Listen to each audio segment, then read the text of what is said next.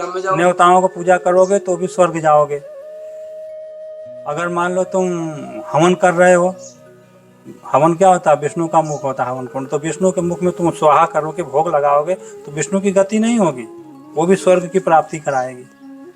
विष्णु भगवान की मर्जी। हाँ, वो भी हवन जो कराया जाता है, ये हवन भी स्वर्ग की प्राप्ति कराएगा। अरे पर कौन सा कर्म है ऐसा, इस एक कर्म को करने से सारे कर्म बता तो दिए, अब क्या बताना है? भक्ति करो। भक्ति कैसे करें महाराज जी? भक्ति एक जो सबका सार है भगवान कृष्ण, उनका भजन करो, उनका ध्यान करो, उनका साधन करो, उनकी सेवा करो। ये भक्ति है, यही भक्ति है।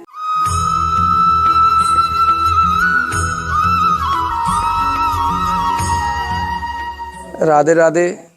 आज जो मैं आपसे इंट्रो दे रहा हूँ, ये मैं वीडियो बनाने के बाद दे रहा हूँ। पूरा वीडियो हम बना चुके हैं महाराज जी का, और उस वीडियो को सुनने के बाद जो हमारी दशा जो आप देख रहे हैं वो अलग है। आज हम वीडियो बनाने से पहले आपको इस तरह से नहीं बोल रहा हूँ, मैं पूरा सत्संग हो चुका है, मैं उसके बाद यहाँ बोल रहा हूँ।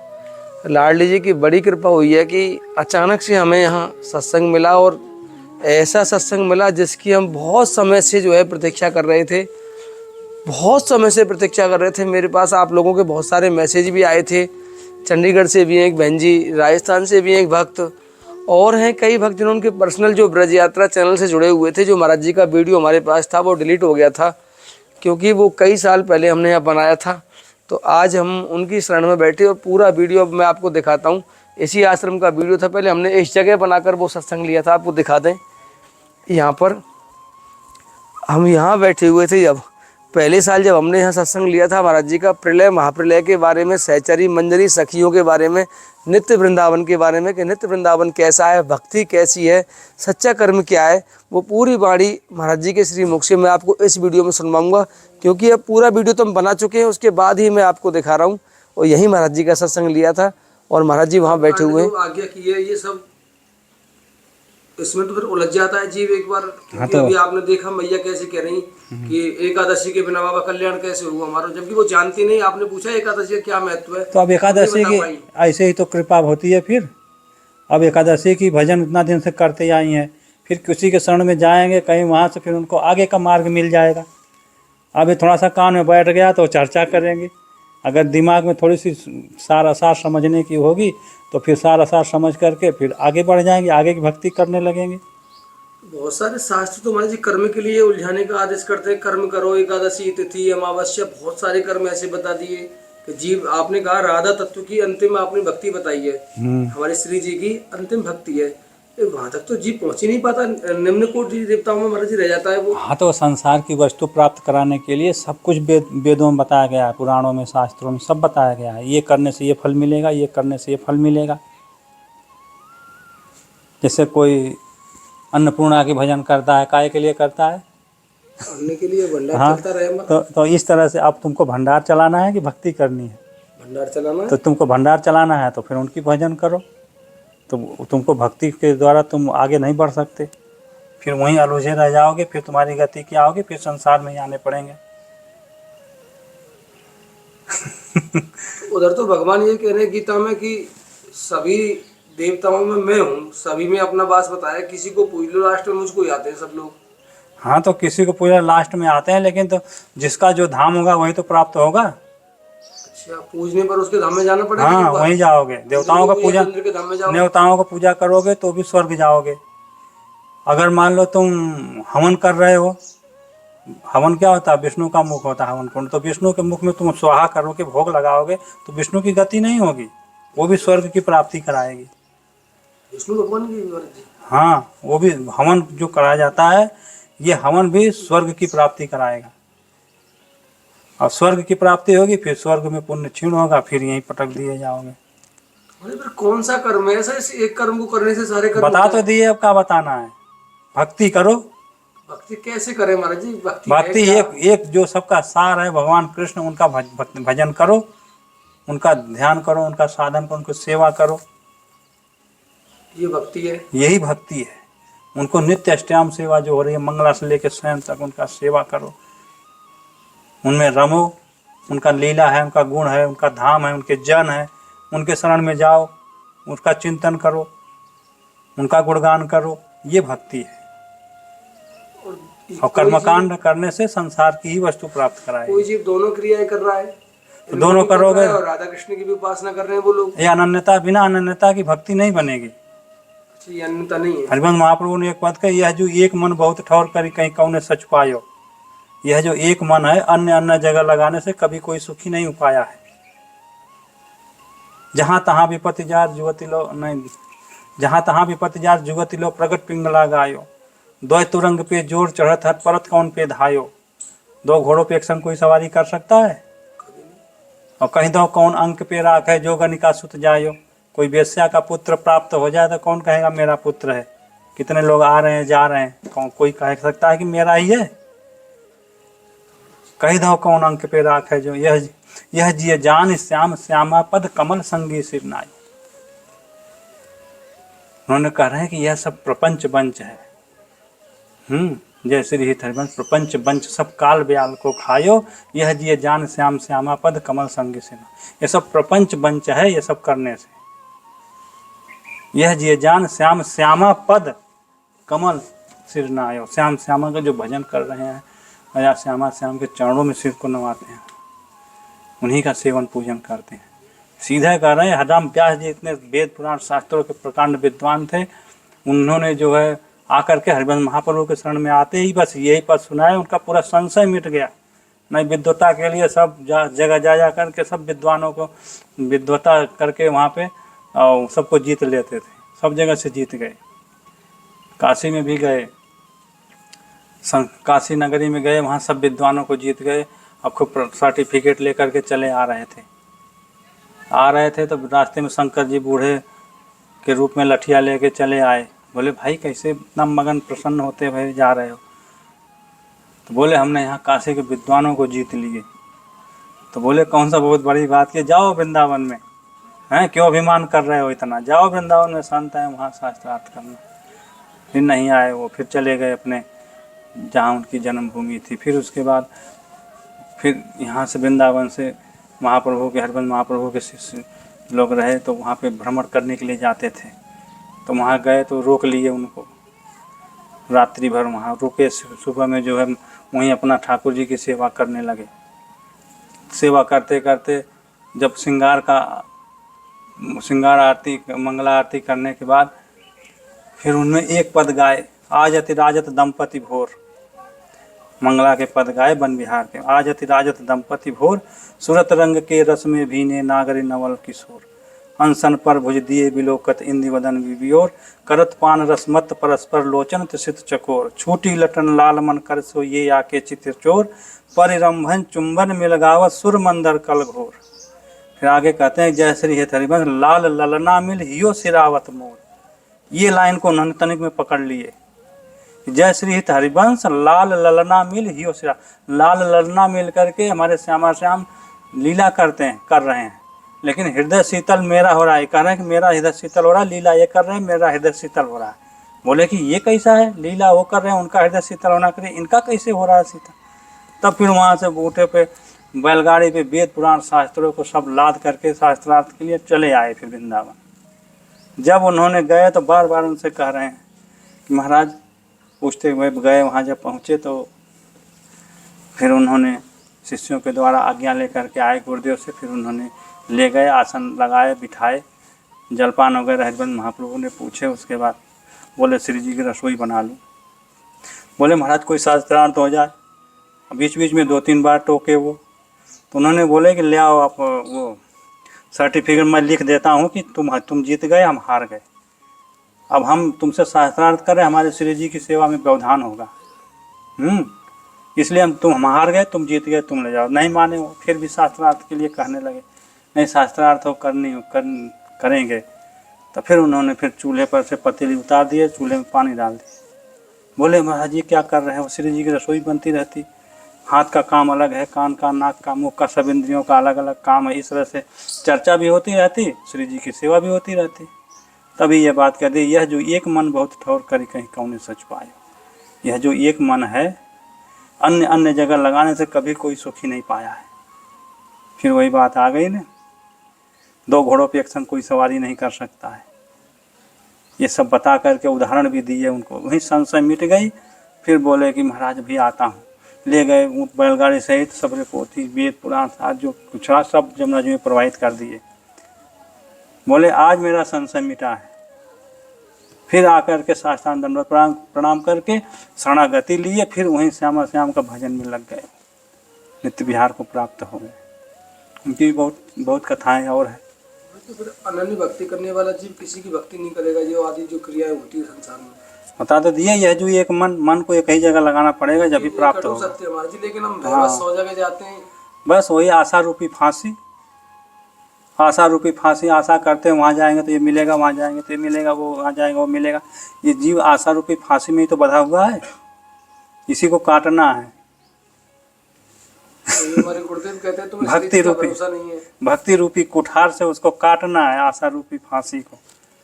ये जीव आस लगाए बैठा है, ये मिल जाए, वो मिल जाए, ऐसा हो जाए, वैसा हो जाए, या ये करने से मिलेगा। वो आशा तो सब जगह लगाए बैठे हैं, और फिर भी कौन कहेगा मेरा है।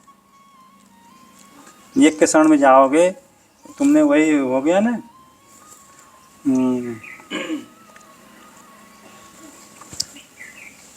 कौन की कथा रही, जैसे एक बार जैसे एक प्रसंग आता है कथाओं में कि 2 बनिया रहे और दोनों व्यापारी रहे, और वो जो है आपस में लड़ाई झगड़ा होती, अलग अलग हो गए। दोनों का व्यवसाय चल रहा था, फिर भी एक ने 2 नौकर रख रखा था, एक ने 1 नौकर रख रखा था। अब बीच में फिर लड़ाई झगड़ा भाई आपस में, पुलिस पकड़ के ले गई दोनों को। अब जब पकड़ के ले गई तो बोले भाई अब क्या करना चाहिए। जो नौकर रहे बोले भाई चलो छुड़ा के ले आऊँ। तो जिसके 2 नौकर रहे वो बोले कि यार तू चला जा छुड़ाया, तू चला जा छुड़ा ले आ। वो यहीं में रह गए, वो जाएगा। जिसके 1 नौकर रहा वो गया छुड़ा के ले आया, आ गए घर पे, वो वहीं रह गया। तो यही है, आशा रूपी फांसी में 10 जगह मन लगाओगे तो यहीं पड़े रह जाओगे। केवल एक के शरण में श्याम के शरण में अगर हो जाओगे तो वो कहेंगे मेरा ही तो है, ये मेरे सहारे है। कुछ भी तनिक से भी हानि होगी तो वो नहीं को संभालना है। नहीं तो 10 जगह जाओगे, वो संभाल लेगा, चलो वो संभाल लेगा। अब कौन संभालेगा पता नहीं, संभालेगा कि में भटकता रह जाएगा। भटकता भी रह सकता है और का। कोई बहुत बढ़िया प्रेम तो एक ही से होता है कि 10 से होता है। कोई जीव जब ज्यादा उलझ जाता है कर्मों में तो उसकी संभावना है भक्ति की महाराज इधर, क्योंकि वो मनुष्य का कर्मों में उलझा हुआ है। क्यों नामा पीपा रैदास कबीर सब गृहस्थ में रह के ही तो भक्ति किए, कहीं बाहर रह के किए। मीराबाई हो गई, वो भी तो गृहस्थ में से रह करके ही तो वो स्थिति को प्राप्त की। उन्होंने भी तो कहा दे मेरा तो गिरधर गोपाल दूसरों ने खोए। लेकिन वो ऐसे थोड़ी उलझे थे हमारी तरह, वो तो शुरू से उनकी जब प्रीति आएगी, जब श्यामा श्याम से जब प्रेम आएगा जब भी तो वो स्थिति आएगी। अभी प्रेम आ नहीं रहा है। प्रेम कैसे आई है हमारे हाथ में महाराज जी? प्रेम और कहाँ है? मन तो 2 ही जगह लगाने का है स्थान। एक तो तराजू का पलड़ा है, 2 ही है। एक संसार वाला पलड़ा भारी है, और जो भक्ति रूपी जो ठाकुर जी की तरफ पलड़ा हल्का है। तो ये कैसे भारी हो? इधर से मन हटा के इधर लगाओ, इधर से जब हटाओगे इधर लगेगा, जितना इधर हल्का होगा उतना इधर भारी होगा। बस 2 ही जगह मन लगाना, या ठाकुर जी में लगाओ या संसार में लगाओ। मन ही को तो लगाना है। मन एक ही जगह लगेगा, 10 जगह तो लगेगा नहीं। वही हम कब से समझा रहे हैं, मन एक ही जगह तो लगेगा। अब ये कई जगह सुख मिलेगा, 10 जगह लगेगा नहीं। मन लगाना मुश्किल है महाराज जी, खूब कोई मुश्किल नहीं है। तो यहाँ आनंद ले रहा है संसार में, इसमें स्वाद आ रहा है उसे। हाँ तो उसी में तो फंसा हुआ है, यही तो होती है प्रतिष्ठा। हाँ तो ये आशा रूपी फांसी में बता तो दिए, यही आशा रूपी फांसी में बंधा हुआ है जीव। इसी को तो तोड़ना है, काटना है। संसार से अभी प्रेम हमें है। हमें ठाकुर से रोज तो जा रहा है आरती करने, लेकिन प्रेम नहीं आ रहा है उनसे। प्रेम आ रहा है, गए हाँ चलो आरती, चलो। आरती मतलब मतलब आना, रति मतलब प्रेम। आरती का मतलब क्या हुआ? मतलब आना, रति मतलब प्रेम। प्रेम आ जाए, प्रीति आ जाए, मैं रोने लगा, गदगद हो जाए, स्वर कंठ रुक जाए, अश्रुधारा चलने लगा, जब जानो कि प्रीति आ रही है। वहाँ तो प्रीति है नहीं। चलो आरती का दर्शन क्या? आरती का मतलब ही नहीं जाने क्या होता है। आरती कोई घुमाने की आरती थोड़ी होती है। भक्ति कर दीप प्रेम कर बाती। भक्ति रूपी दीप, प्रेम की बत्ती बना करके, प्रेम रूपी बत्ती, भक्ति रूपी दीप से आरती करो। जब वो प्रेम आएगा हृदय में। पहली बार सुना है महाराज जी आरती के विषय में। पहली बार सुना है महाराज जी। चलो बढ़िया है, अभी कुछ तो मिला। आरती का मतलब ही यही होता है, नेत्र से नेत्र ठाकुर से मिल जाए। हैं, लोचन आरती जाऊँ बलिहारी वृंदावन में सेवा कुंज में गाई जाती है, राष्ट्रमंडल पे गाई जाती है, और जगह भी गाते होंगे सब। एक हो गए, कौन हो गए, पंजाबी हो गए कोई, उन्होंने गाए, ऐसा प्रीति हो गई थी, उन्होंने कहा लोचन आरती जाऊँ बलिहारी, नेत्रों से नेत्र मिल जाए, वही आरती हो गई। वहाँ प्रीति जब होगी जब तो नेत्र से नेत्र मिलेगा, बिना प्रीति के नहीं मिलेगी। ऐसी स्थिति जब प्रेम होगा, मूल चीज़ प्रेम ही है, इसलिए प्रेम की लीला वृंदावन के रसिकों ने गान किए, उसकी लीला का वहाँ चिंतन दर्शन करते हैं। इसलिए तो ब्रज में ऐश्वर्य बता दिए हम आपको, यह ऐश्वर्य की लीला है। ब्रज और वृंदावन अलग अलग है दोनों ये?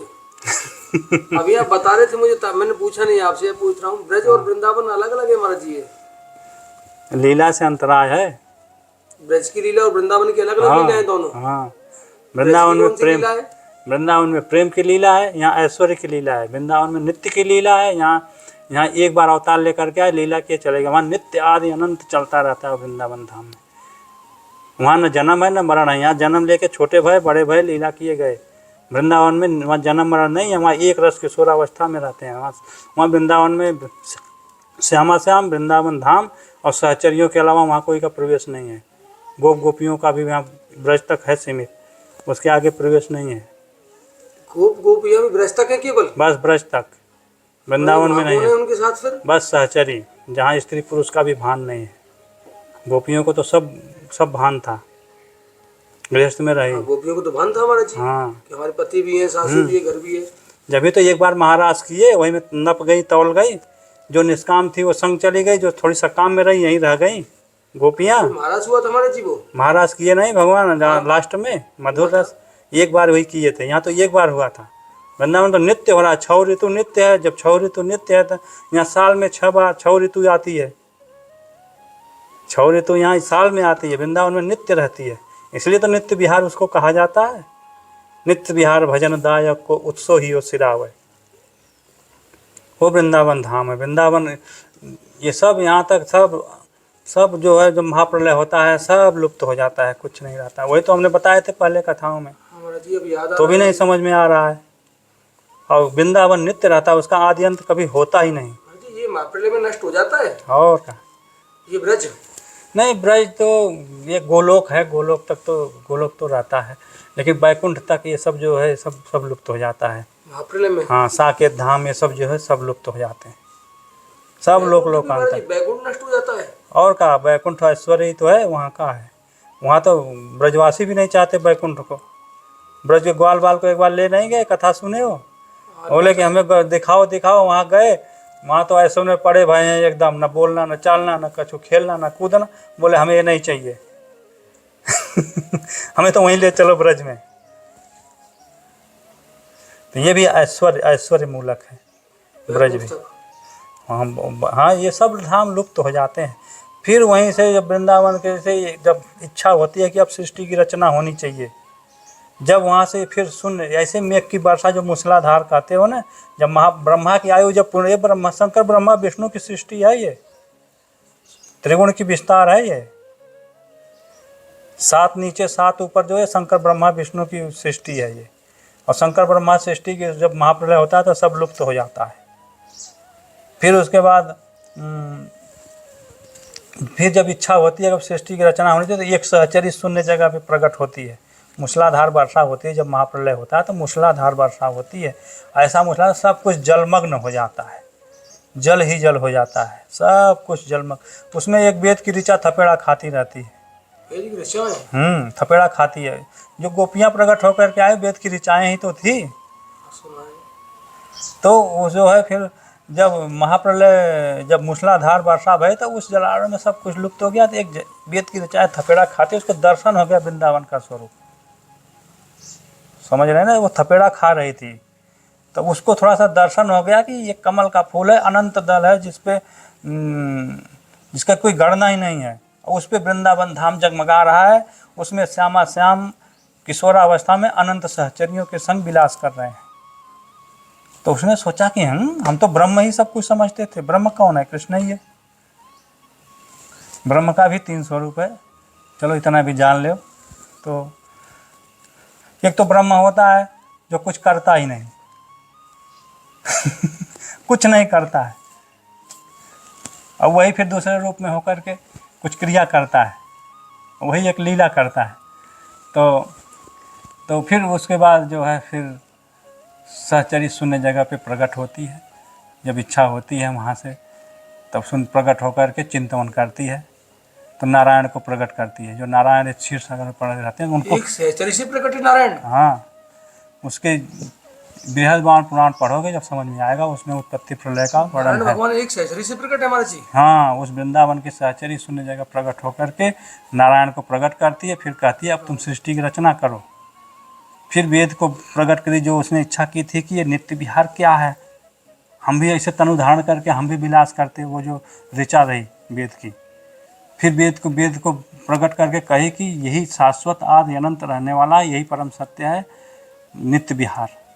तब वेद को इतना पता चला है, तभी तो कहता है, वेद कह देता है अंत में रसो वैसे, सब अवतारों की कथा बता के कहता है रसो वैसे, कोई रस है कोई ज्योति है, वहाँ उसके मनों का भी प्रवेश नहीं, वेद को भी नहीं पता है। जो वेद 7 नीचे 7 ऊपर सब भगवान के अवतारों की कथा बता देता है, भक्तों की कथा बता देता है, लेकिन नित्य विहार को नहीं बताता, उसको पहुँच ही नहीं है। ध्रुवदास जी ने कहा कि चाहूँ और वृंदावन सेवत सब अवतार, वृंदावन के चारों तरफ भगवान के जितने अवतार हैं सब सेवा परायण है। आप समझ लो, बस सेवा में है, अंदर प्रवेश नहीं है, वहाँ ऐश्वर्य की समाई नहीं है।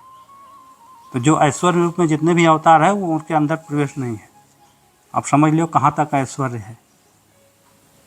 अरे ये नहीं बताया था आपने मुझे, पहले मेरे तो खोपड़ी घूमने लगी। नारायण भगवान सहचरी का एक सुनो तो सही, हाँ, नारायण को सहचरी ने आज्ञा करी सृष्टि की रचना करो, तुम ले आओ वो वाणी व्यास लीला ले आओ, भी पढ़ा दें उनको थोड़े से।